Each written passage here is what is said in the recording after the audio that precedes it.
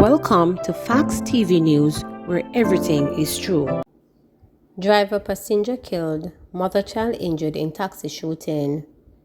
4 people were shot too fatally when a taxi was pounced upon by gunmen on Hillary Avenue off Red Hills Road in St. Andrew on Wednesday morning. The deceased has been identified as 63-year-old taxi driver Lloyd Clark and Rowan Tullow. Police report that about 8 a.m., the taxi was traveling along the roadway when gunmen approached on a motorcycle and opened fire at its occupants. Clark and Tullow were killed while 2 other passengers, a mother and her child, were injured in the shooting.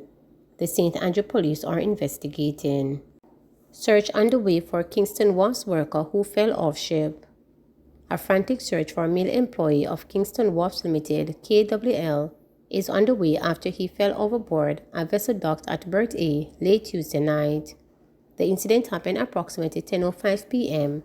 while the employee was performing stevedoring operations aboard the vessel, the company said in a statement. Rescue protocols were immediately activated. The Coast Guard and Marine Police were contacted to provide search and rescue operations, along with private personnel engaged by KWL. Search efforts continue up to this morning for our missing colleague. Updates will be provided to our employees, stakeholders, and the media as they become available.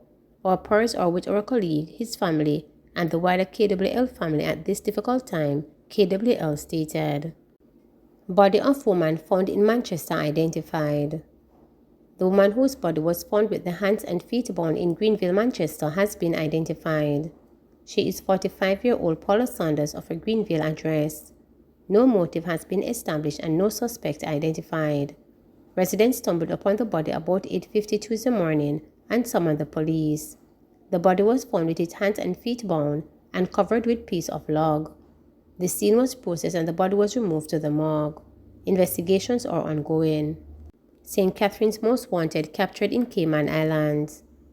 The police are reporting that a man who is considered St. Catherine's Most Wanted criminal has been captured in the Cayman Islands. They say Rodolph Shaw, otherwise called Boxer or Boxer, was taken into custody on Friday, July 8 in the Georgetown area during a targeted operation by the Royal Cayman Island Police Service following collaboration between Jamaica law enforcement. The police say Shaw was previously pursued in Jamaica by the Joint Anti-Gang Task Force and other police unit but managed to elude capture before leaving the island by boat. After pursuing several lines in investigation, in addition to boosting public awareness through a social media platform, information was received that Shaw was in the Cayman Islands, the police noted. They say Shaw was wanted in connection with multiple murders and several shootings in St. Catherine and is considered to be one of the most wanted men in both police divisions in the parish. The police say the security forces continue to pursue gunmen and gangs and are committed to using all available resources, whether locally or abroad, to capture criminals and their associates. Jelani Walker falls ill, unable to join team. The Jamaican men's sprint relay pole at the World Championships has lost one of its members, as Jelani Walker has fallen ill and will not be able to make it to the championships, reporters were told on Wednesday.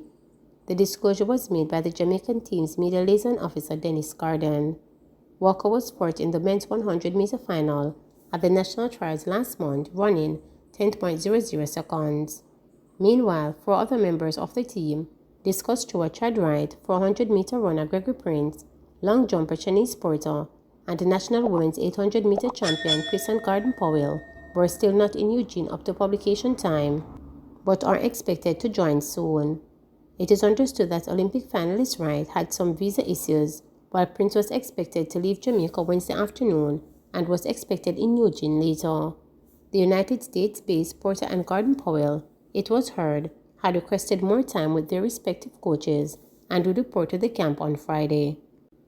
Organized crime a major setback for national development, says Chang.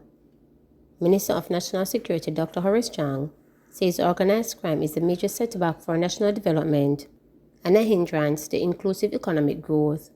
He added that the development of national strategy to combat organized crime is imperative and will take the island one step closer to realizing Plan Secure Jamaica by tackling key players who are often well-educated, tech-savvy young men. Plan Secure Jamaica is the roadmap for creating a safe, secure, and cohesive and just society.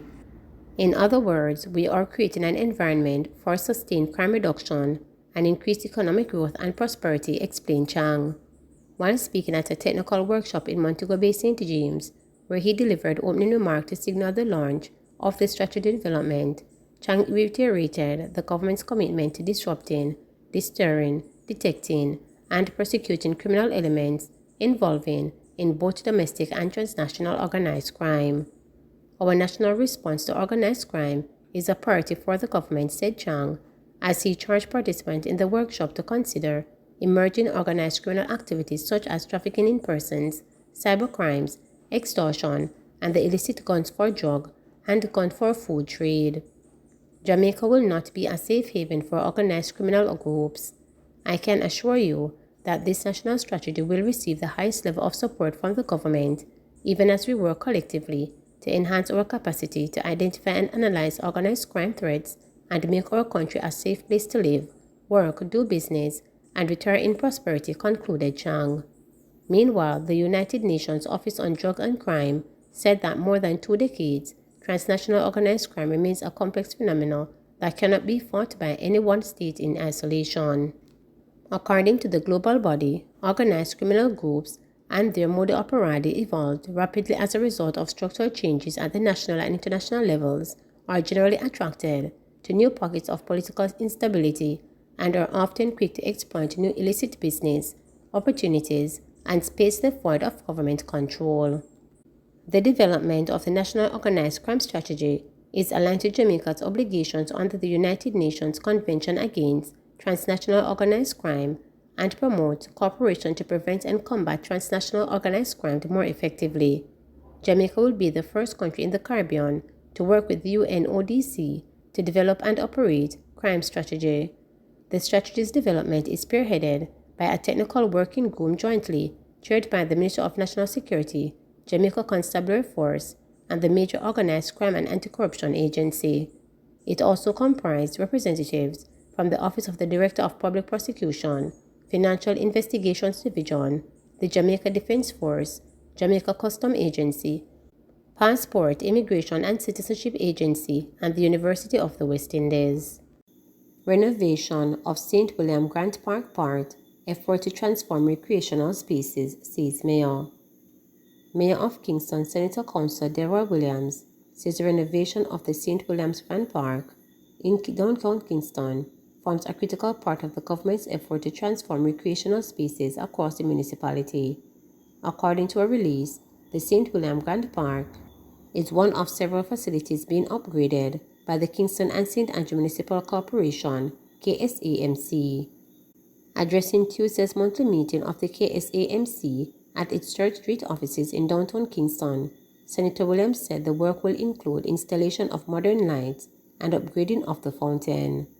He explained that the work is being done as one of the projects being undertaken for the Jamaica's Diamond Jubilee celebrations.